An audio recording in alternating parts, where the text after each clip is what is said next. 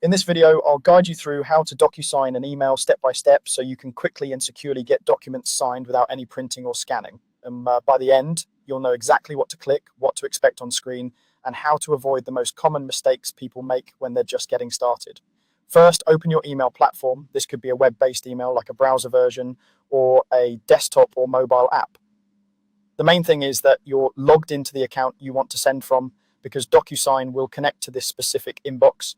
Make sure your internet connection is stable before you begin, since you'll be uploading documents and communicating with the DocuSign service. Next, compose a new email just like you normally would. Click the button to create a new message and you'll see the standard email window with the recipient, subject line, and message body fields. At this point, you don't need to worry too much about the actual text of the email, but it's a good idea to add a clear subject line like documents for signature, so your recipient immediately understands what the message is about.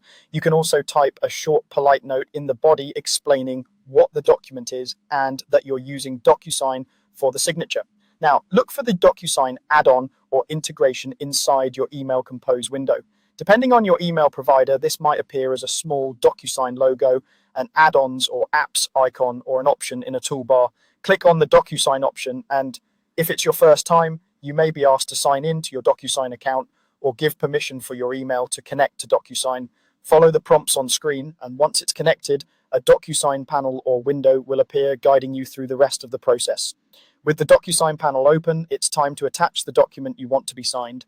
Click the button to upload a file, then select the document from your computer, cloud storage, or device.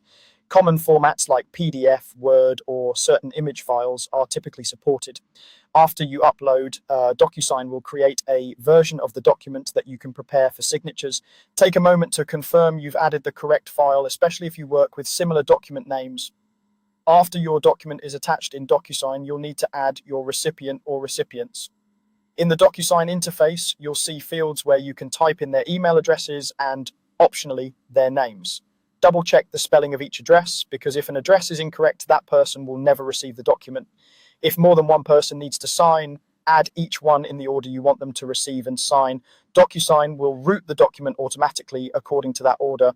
Once your recipients are added, DocuSign usually lets you place signature fields, date fields, or other required fields directly onto the document. Make sure every place that needs a signature, initial, or date has a clearly defined field. When everything looks good, you're ready for the final step, send for signature. Click the option to send for signature in DocuSign.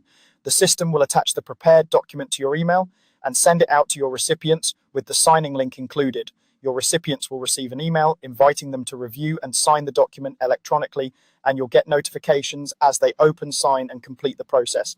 That's all there is to it. You've successfully used DocuSign within your email to send a document for signature.